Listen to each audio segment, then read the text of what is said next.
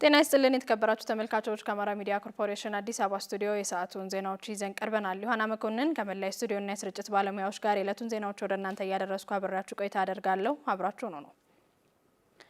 ኢትዮ ቴሌኮም በ6 ወራት 85 ቢሊዮን ብር ገቢ ማግኘቱን ስራ አስፈጻሚዋ ፍሬሕይወት ታምሩ ገልጸዋል። አጠቃላይ የደንበኞችን ቁጥርም 87.1 ሚሊዮን ማድረስ ችሏል። ሰላማዊት ነጋ በዝርዝር ተመልክተዋለች። ኢትዮ ቴሌኮም በ2018 በጀት ዓመት በ6 ወራት 85 ቢሊዮን ብር ገቢ ማግኘቱን ስራ አስፈጻሚዋ ፍሬሕይወት ታምሩ ገልጸዋል። በ6 ወሩ 85 ቢሊዮን ኢትዮጵያ ብር ሬቬኒው ጀነሬት አድርገናል ማለት ነው። ይሄ ከቅዳችን አንጻር 81 በመቶ ያሳካንበት ሲሆን ከባለፈው በጀት ዓመት አንጻር ስናየው ደግሞ 37 በመቶ እድገት አስመዝግቧል ማለት ነው። ይሄ ምን ማለት ነው ካልን ወደ 23 ቢሊዮን የሚሆን የኢትዮጵያ ብር ከባለፈው ተመሳሳይ ወቅት ጋር ሲነጻጸር ጭማሪ ያሳየበት ነው። ከ6 ወራት በፊት ኢትዮ ቴሌኮም ያስተዋወቀው ቀጣዩ አድማስ የተሰኘው ስትራቴጂ አካታች ለሁሉም ማህበረሰብ ተደራሽ ለማድረግ የተነደፈ ስትራቴጂ ነው። የ3 ዓመት ቆይታ ይኖረዋል። የደንበኛን ቁጥርና እርካታ ማሳደግ፣ የአገልግሎት ጥራትና የዲጂታል አገልግሎት ተደራሽነትን ማስፋት ታሳቢ ያደረገ ነው። በ2018 በጀት ዓመት የመጀመሪያዎቹ 6 ወራት 278 አዳዲስ የሞባይል ጣቢያ በመገንባት ያሉ ጣቢያዎችን 10288 ማድረስ ተችሏል። አድቫንስ ያደረጉ ቴክኖሎጂን ለመጠቀም የሚያስችለን አቅምን ከማጎልበት አንጻር ኢንፍራስትራክቸራችን ላይ ሰፊ የማስፋፋትም የማዘመንም ስራ እየሰራን ነው። ለደንበኞች የምናቀርበው አገልግሎት ቀደም ብለን እንግዲህ ቢዮንድ ኮኔክቲቪቲ ብለን ኢትዮ ቴሌኮም ከሚያቀርባቸው መደበኛ ከምንላቸው የቴሌኮም አገልግሎቶች ሰፋ ያሉ አድቫንስድ የሆኑ እስከ ፊንቴክ ድረስ እንደዚሁም የኢንተርፕራይዝ ሶሉሽኖችን እያቀረበ እንደሆነ እናንተም እንደምትገነዘቡት በዚህም ስትራቴጂ አሁንም በርካታ ሌሎች ተጨማሪ አገልግሎቶችን ለማቅረብ እንደዚሁም አገልግሎቶቹ ጥራታቸውን የጠበቁ እንዲሆኑ የሚያስችል ስራዎችን በስትራቴጂ ፕራዮሪቲያችን ላይ አካተናል ማለት ነው። በ6 ወር ውስጥ 278 የሞባይል ጣቢያዎች አዳዲስ የሞባይል ጣቢያዎች ገንብተን ለአገልግሎት አብቅተናል ማለት ነው። ነባሩን የ3G ወይም የ2G ሞባይል ጣቢያዎችን ወደ 4G የመቀየር ካፓሲቲ የመጨመር እንደዚሁም ደግሞ ወደዚህኛው ወደ 4G ቴክኖሎጂ የማምጣት ስራ በ6 ወሩ በሰፊው ተሰርቷል። በዚህም ምክንያት ተጨማሪ 133 ከተሞች በ6 ወሩ ብቻ ከዚህ ቀደም የ4G አገልግሎት ያልነበራቸው የ4G አገልግሎት እንዲኖራቸው አስችለናል ማለት ነው። በገጠሩ የኢትዮጵያ ክፍል 102 ወረዳዎችን 332 ቀበሌዎችንና 761027 ሰዎችን የሚያገናኙ 130 የሞባይል ጣቢያዎችን ገንብተዋል። በገጠር ያለው ማህበረሰባችን ከዲጂታል ትራንስፎርሜሽኑና ከዲጂታል ኢኮኖሚ ተጠቃሚ እንዲሆን 102 የሚሆኑ ወረዳዎች በእነዚህ በ130 ጣቢያዎች መገንባትና ለአገልግሎት መብቃት ምክንያት ኮኔክትድ ሆነዋል።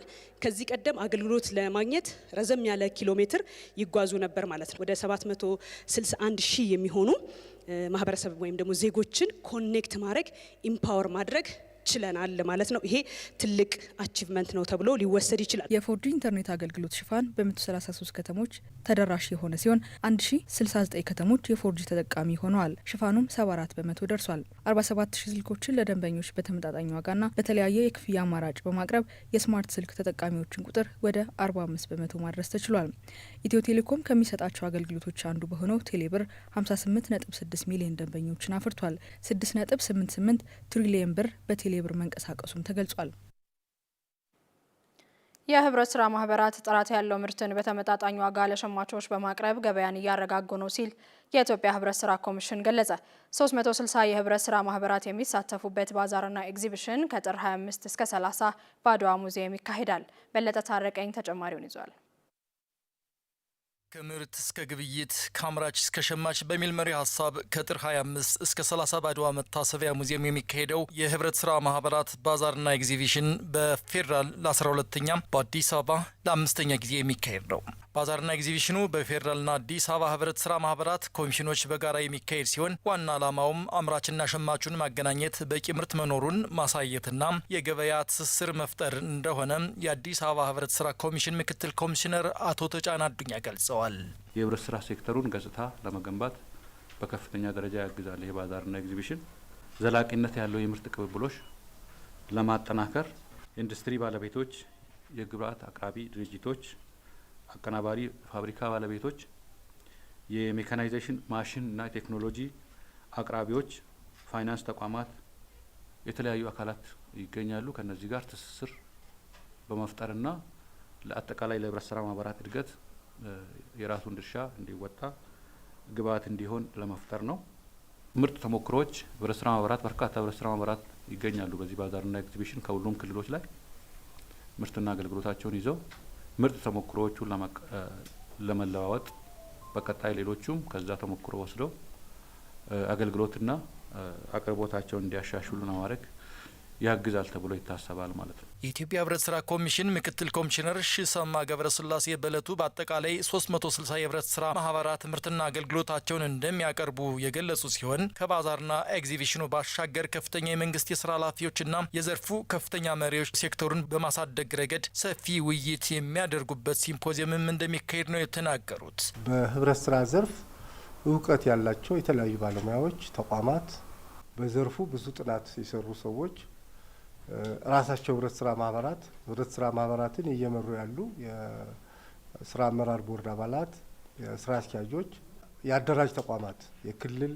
የከተማ አስተዳደሮች፣ የፌዴራል የአደራጅ ተቋማት ባለሙያዎች ተገናኝተው ይህን ዘርፍ በተለወጠ ሁኔታ ውስጥ የቢዝነስ ኢኮሎጂው የቢዝነስ ኢንቫይሮንመንቱ ሲቀየር ህብረት ስራ ማህበራት እንደ ማህበር ብቻ ሳይሆን እንደ ቢዝነስ አክት ማድረግ ስላለባቸው የሚመለከታቸው ባለድርሻ አካላት ተገናኝተው ሪፎርሙን እንዴት እንምራው፣ በአመራራችን ላይ ያሉ ጉድለቶች ምንድናቸው፣ ስኬቶቹ ምንድናቸው፣ ስኬቶቹን ለማጠናከር ጉድለቶቹን ለመቀነስ እንወያያለን ማለት ነው። የህብረት ስራ ማህበራቱ ከባዛርና ኤግዚቢሽን ባሻገር በተለይም በእሁድ ቅዳሜ ገበያዎች ምርቶችን በብዛትና በተመጣጣኝ ዋጋ በማቅረብ የኑሮ ውድነትን በዘላቂነት ለማረጋጋት ሚናቸውን እየተወጡ እንደሆነም ምክትል ኮሚሽነሩ ገልጸዋል። ቅዳሜና እሁድ ገበያዎች የሚደረገው በበዓላት ሰሞን በሚዘጋጁ ባዛሮች፣ አንዳንዶቹ ሳምንትም፣ አንዳንድ ክልሎች ለምሳሌ ከእሁድ እስከ እሁድ ብለው ሳምንቱን ሙሉ የሚያደርጉ አሉ። በእነዚህ ገበያዎች ሁሉ አማራጭ የማቅረብ ትክክለኛን ዋጋ የማሳየት ስራን በተመለከተ የህብረት ስራ ማህበራት ትልቅ ሚና እየተጫወቱ ነው ያሉት። ኢቭን በማምረቱም እኮ ከሌማት ትሩፋት ጋር ከመሳሰሉት ጋር ተያይዞ በማምረቱ ሂደትም የገቡ ትልቅ ህብረት ስራ ማህበራት አሉ። ማህበራት ከትስስር እንዲፈጥሩ ምርት እንዳለ እንዲያሳዩ በቂ ምርት እንዳለ በማድረጋችን ባለበት እንዲቆም ሆኖ ስለዚህ ትርጉሙ እዛ በሚደረገው ሽያጭ ብቻ የሚወሰን አይደለም። ለ5 ተከታታይ ቀናት በአድዋ መታሰቢያ ሙዚየም በሚካሄደው ባዛርና ኤግዚቢሽን በአጠቃላይ 360 የህብረት ስራ ማህበራት የሚሳተፉ ሲሆን 164ቱ ከአዲስ አበባ ህብረት ስራ ኮሚሽን እንደሆነም ሁለቱ ኮሚሽኖች በሰጡት የጋራ መግለጫ ለማወቅ ተችሏል። በሰሜን ሸዋ ዞን የሎሚ ፍራፍሬ በስፋት ከሚመረትባቸው አካባቢዎች መካከል ሞረትና ጅሩ ወረዳ በቀዳሚነት ይጠቀሳል። በወረዳው በበጀት ዓመቱ 33000 ኩንታል የሚጠጋ የሎሚ ምርት ይገኛል ተብሏል። ምርታማነቱን ለማሳደግና የገበያ ትስስር ለመፍጠር በትኩረት እየሰሩ መሆኑንም ገልጸዋል። ፋንታነሽ መሐመድ ተጨማሪ አለው። የኢኮኖሚ አቅማችንን ለማሳደግ የተለያዩ አማራጮችን መማተር ያስፈልጋል። በተለይ አርሶ አደሮች ከመደበኛ የሰብል ምርት በተጨማሪ የአትክልትና ፍራፍሬ ልማት ላይ በመሰማራት ተጠቃሚ እየሆኑ ናቸው። አርሶ አደር ንጉሴ በዛብህ በሞረትና ጅሩ ወረዳ የላም ዋሻ ቀበሌ የሎሚ አምራች አርሶ አደር ናቸው። አርሶ አደሩ ከሰብል ምርት በተጨማሪ ሎሚን እያመረቱ ተጠቃሚ መሆናቸውን ተናግረዋል። ምርቱ ለቀለብ ነው። ሎሚው ደግሞ ለማዳበሪያም እንደምታየው ለዘበኑ ፍሮ በርበሬ አስቸጋሪውን ሸፋኝ እሱ ነው። በቃ በአሁኑ ሰዓት በርበሬና ሽንኩርት ማማሽ የሆነ ሎሚ ብቻ ነው ዛሬ። በሰሜን ሸዋ ዞን በሎሚ አምራችነታቸው ከሚታወቁ ወረዳዎች በቀዳሚነት ተጠቃሽ ነው የሞረትና ጅሩ ወረዳ። በወረዳው ከ170 ሄክታር በላይ መሬት በሎሚ እየለማ መሆኑን የወረዳው ግብርና ጽሕፈት ቤት ምክትል ኃላፊ አቶ ሙልጌታ ኃይለስላሴ ተናግረዋል። 4 ቀበሌዎች ሰፋፊ በክላስተር የሚያለሙ አሉ። በተለይ ጃትና ይቆሮ፣ ሽማ፣ ላማሻና ይመደብ እነዚህ ቀበሌዎች ሰፊ ለውጥ ነው የታየበት፣ በርካታ ለውጥ ያመጡበት ሁኔታ አለ። የወረዳው ሎሚ አምራች አርሶ አደሮች በኑሯቸው ላይ ለውጥ እያመጡ ስለመሆናቸውም አቶ ሙልጌታ አክለዋል። እዛው የኖሩ ቤታቸውን አሻሽለውበታል። ከጎጆ ቤት ወደ ዘመናዊ ቤት የተሸጋገሩበት ሁኔታ አለ። ከፍ ሲልም ደግሞ ወደ ቀረብ ባለ ደጋ ቀበሌ መሬት እየገዙ የራሳቸውን ቤት እየሰሩ መኖሪያ ቤት ያበጁበት አለ። ከተማ ገብተው የከተማ ቦታ የገዙ በርካታ አርሶ አደሮች አሉ። እንዲሁም መኪና ሁሉ ጭምር የገዙበት ሁኔታ አለ እና ሎሚ በማምረታቸው ትልቅ ለውጥ ነው። በወረዳው የሚመረተው ሎሚ የገበያ ትስስር በመፍጠር አርሶ አደሩ ተጠቃሚ እንዲሆን በማድረግ በኩል ትኩረት ተደርጎ እየተሰራ መሆኑን የወረዳው ንግድና ገበያ ልማት ጽሕፈት ቤት ኃላፊ አቶ ሙሉ ጀንበሩ ተናግረዋል። ምናልባት ከ2015 ዓ.ም በኋላ ከጅምላ ነጋዴዎች ጋር አዲስ አበባ ያስተሳሰር ነው የተቋረጠበት አግባብ እንዳለ ይታወቃል። በዘንድሮ በጀት ዓመት የነበረውን ለማስቀጠል ከኤፍኤስአርፒ ፕሮጀክት ጋር በመተባበር ከጅምለኛ ነጋዴዎች ከአዲስ አበባ በማስጠራት የገበያ ትስስር ፎረም በማካሄድ ወደ ቅድመ ዝግጅት ስራዎች እየገባን እንገኛለን። ይህንንም አጠናክረን በቀጣይ የበለጠ ተጠቃሚ እንዲሆኑ እየሰራን እንገኛለን ማለት ነው። በሰሜን ሸዋ ዞን 5000 ሄክታር የሚጠጋ መሬት በፍራፍሬና በቡና መሸፈኑን የዞኑ ግብርና መምሪያ መረጃ ያመላክታል። በተለይ ደግሞ በዞኑ ብርቱካን፣ ማንጎ፣ ሎሚና ሌሎችም ፍራፍሬዎች በስፋት እንደሚመረቱ የዞኑ ግብርና መምሪያ አትክልትና ፍራፍሬ መስኖ ውሃ አጠቃቀም ቡድን መሪ አስካሊፍሩ ለአሚኮ ተናግረዋል። ጅሩ ላይ ሎሚ በጣም ያመርታሉ። ወደ መራቤት ስቴጅ ብርቱካን በጣም ያመርታሉ። እስከ አዲስ አበባ ድረስ የሚጫን ብርቱካን የሚያመርቱ አሉ። ሙዝ አሁን ተጀምረዋል፣ እየተመረተ ያለበት ሁኔታ አለ። ያው እንደ ስራው ይሄን ያክል ጎልቶ ያለ መውጣት እንትን ነው እንጂ ከአርባ ምንጭ ድረስ የሙዝ ችግኝ ሲጀመር ማለት ነው ስራውን ስንጀምረው የዛሬ 10 ዓመት አካባቢ ከክልልም እኛም ሆነን በተመደበልን በጀት ከአርባ ምንጭ ድረስ የሙዝ ችግኝ አምጥተን አርሶ አደር ያሰራጨንበት ሁኔታ አለ እና አሁን ታች ላይ ብልጭ ብልጭ የሚሉ ስራዎች አሉ። በቀጣይ ዞኑ የፍራፍሬ ልማትን ትኩረት አድርጎ እንደሚሰራም ተገልጿል። ልቼ በደብረ ብርሃን ከተማ ስር የሚገኝ ታሪካዊ ቦታ ነው። ይህ ቦታ በውይይት ሀገርን የማጽናትና ደም መፋሰስን የማቆም አብነት እንደሆነ የደብረ ብርሃን ከተማ ባህልና ስፖርት መምሪያ የቅርስ ጥበቃና ቱሪዝም ልማት ቡድን መሪ አክሊሉ ጌታቸው ይናገራሉ። ወንዲፍራ ዘውዴ ቦታው ተገኝቶ ስለ ታሪኩ የሚከተለውን ዘገባ አዘጋጅቷል። መማቀው ልቼ የሚባለውን ሰፈር ያው በምሪት ነው ኦሎሞስት በደብረ ብርሃን ዙሪያ ብዙ አይነት ታሪክ የተፈጠረባቸው ቦታዎች አሉ። ነገር ግን ደግሞ ልቼ ላይ ምን እንደተፈጠረ ታሪኩ የለኝም። ልቼ ታሪካዊ ቦታ ነው።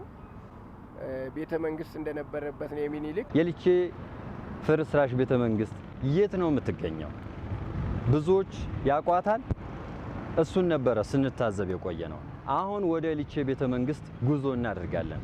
ከደብረ ብርሃን ከተማ አስተዳደር ባህል ቱሪዝም ስፖርት መምሪያ ከቅርስ ጥበቃ ልማት ቡድን መሪ አቶ አክሊል ጌታቸው ጋር በስፍራው ተገኝተን ቅኝት እናደርጋለን። አብራችሁን ቆዩ።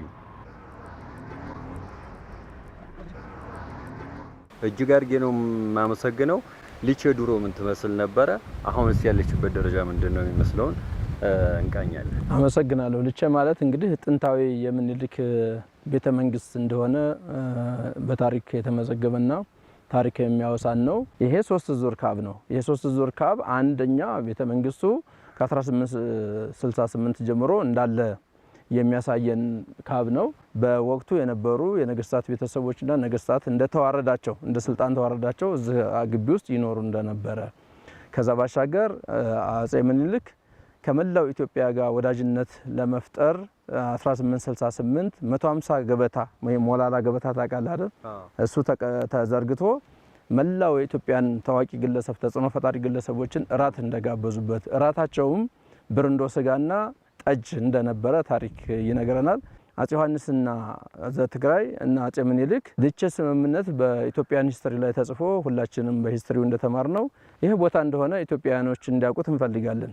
ይሄ ስምምነት አልጉል የሆነ ወንድማማች ደም መፋሰስ እንዳይፈጠር ሁለቱም ተስማምተው አጼ ምኒልክ የሸዋ ንጉስ እንዲሆኑና አጼ ዮሐንስ ንጉሰ ነገስት ኢትዮጵያ ሆነው የተስማሙበት ቦታ ታሪካቸውም ያወሳናል። ያው ብዙ ኢትዮጵያውያንም በንባብ ያውቁታል። እዚህ ሆነ እንደዚህና በዚህ ጋር ነው ብታዩ እንደዚህ ዞሮ ቀለበት የሚሰራ ትልቅ ግቢ እንደነበረ የሚያሳየን ነውና ድሮ ቤት ነበሩ፣ ከተማም ነበሩ። አሁን ፈራርሶ በዚህ መልኩ ነው የሚገኙት ማለት ነው። ግን ደግሞ በዛ ምትክ ቤተክርስቲያኑ እናያለን። አጤ ምኒልክና ኢየሱስ እዚህ ቦታ ላይ ከቀኝ በኩል ኢየሱስ ቤተክርስቲያን እንደነበረ ቤተ መንግስታቸውና የግብር አዳራሻቸው ደግሞ በግራ በኩል እንደነበረ የውጭ ጸሐፍቶች ጽፈውት አግኝተነዋልና ይሄ የቆምንበት ቦታ ደግሞ አጼ ምኒልክና አጼ ዮሐንስ ቁጭ ብለው በጳጳሳትና መነኮሳት ስምምነት ያደረጉበት እንደነበረ ድንጋዩ አሁን ለስራ ጉዳይ ቢያነሱትም እኛ በሶፍት ኮፒ በፎቶ ቀድመን ይዘነው ስለነበረ ዙሪያውን የተቀመጡበት ድንጋይ መነሻ ሆኖ ትምህርት ይሰጠናል። በነገራችን ላይ ልቼ ትልቅ ትምህርት ቤት ነው፣ ዩኒቨርሲቲ ነው ማለት ይቻላል። የግጭት መፍቻ አንዱ ልቼ ስምምነት ለምን ጊዜውም ትምህርት የሚሰጥ ቦታ ነው። ሁለተኛው ነገር ደግሞ በመስማማት ሀገርን ማጽናት እንደሚቻል ትምህርት የሚሰጠን ነው። ቦታው ላይ ስንመጣ የተጻፈ መረጃ ሰነድ የሚያሳየን አሁን ያለንበት ቦታ ላይ ምንም ነገር የለም። ያ ኦዲት ሄዶ ነው። ማወቅም ባለማወቅም የተነሱ ነገሮች ስላሉ አሁን የኛውን በሶፍት ኮፒም አለን መልሰን በልማት ጊዜ እንዳልከው ይሄ እንደዚህ እንደነበረ ከነ መቀመጫቸው ጭምር ይሄ ሪትራይቢንግ ኦፍ ሊቼ በሚለው ወይም በአዳራሹ ላይ አስቀምጠን የምናሳየው ነው የሚሆነው። በመጨረሻ አጫጭር ዜናዎችን ወደ እናንተ እናደርሳለን። መሰረት መግጫ ታቀርባቸዋለሽ። ተከታትለን እንመለስ።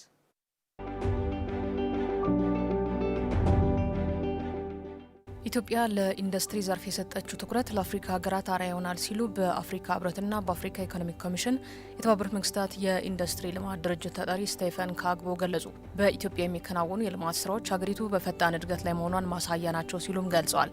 የኃይል አማራጭ አቅሟን ለማጠናከር ያከናወነቻቸው ተግባራት ለኢንዱስትሪ መስፋፋት የጎላ ሚና እንዳለውም አመላክቷል። ኢትዮጵያ በልማት አርአያነት ረገድ ለሌሎች ሀገራት የምታካፍለው ሰፊ ተሞክሮ እንዳላትም ጠቅሰዋል። በተለይም የኃይል አቅርቦትን ለማሳደግ የምታደርገው ትኩረት ከኢንዱስትሪ ባሻገር ለሌሎች ማህበራዊ ዘርፎችም ወሳኝ መሆኑን አስገንዝበዋል።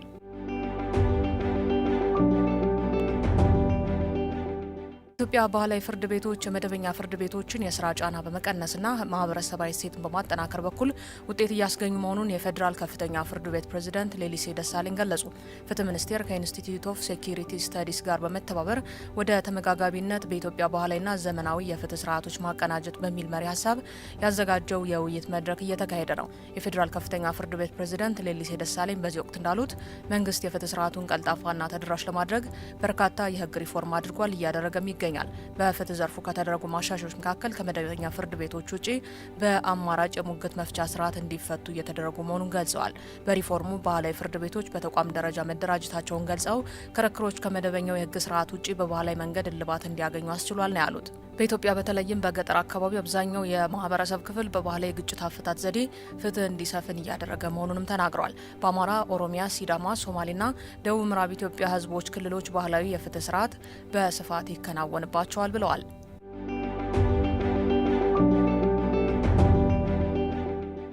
ለ39ኛው የአፍሪካ ህብረት የመሪዎች ጉባኤ ተሳታፊዎች ልዩ የቱሪዝም ፓኬጆችን በማዘጋጀት አገልግሎት ለመስጠት መዘጋጀታቸውን የተለያዩ አስጎብኝ ድርጅቶችና ባለሙያዎች ገለጹ። የታላቁ የኢትዮጵያ አስጎብኝ ድርጅቶች ማህበር ምክትል ፕሬዚደንት እንቁ ሙሉጌታ በኢትዮጵያ ለቱሪዝም ዘርፍ የተሰጠው ትኩረት የኮንፈረንስ ቱሪዝም እንዲበራከት አድርጓል። በየዓመቱ የሚካሄደው የአፍሪካ ህብረት የመሪዎች ጉባኤ ላይ ለመሳተፍ የሚመጡ እንግዶችን ተቀብሎ ለማስተናገድ አስፈላጊው ዝግጅት መደረጉንም ገልጸዋል። የሞምፔ ቱር ባለቤትና ስራ አስኪያጅ ያሬድ ሙሉጌታ በበኩላቸው የአፍሪካ ህብረት የመሪዎች ጉባኤን ለመታደም የሚመጡ ልኡካን ኢትዮጵያን በተለይም መዲናዋን በማስተዋወቅ በኩል ትልቅ አበርክቶ አላቸው ብለዋል። የአፍሪካ ህብረት ጉባኤ ለሀገር ኢኮኖሚ እድገትና ለቱሪዝም ዘርፉ ትልቅ ጸጋን ይዞ የሚመጣ መሆኑን የገለጹት ደግሞ የቱሪዝም ባለሙያና የቱሪዝም ቢዝነስ አማካሪ አሸናፊ ካሳ ናቸው። ኢትዮጵያ አይነተ ብዙ የቱሪዝም መዳረሻዎች ካላቸው ሀገራት መካከል የምትጠቀስ ናት ያሉት አማካሪው በሀገሪቱ የተከናወኑ የመዳረሻ ልማትና የአገልግሎት ሰጪ ተቋማት አገልግሎት አሰጣጥ ደረጃ መሻሻሉን መናገራቸውን የኢትዮጵያ ዜና አገልግሎት ዘግቧል። ክቡራን ተመልካቾች ከአማራ ሚዲያ ኮርፖሬሽን አዲስ አበባ ስቱዲዮ ለሰዓቱ የያዝናቸው ዜናዎች በዚሁ ተጠናቀዋል። ስለተከታተላችሁን ከልብ እናመሰግናለን። መልካም ጊዜ ይሆንላችሁ።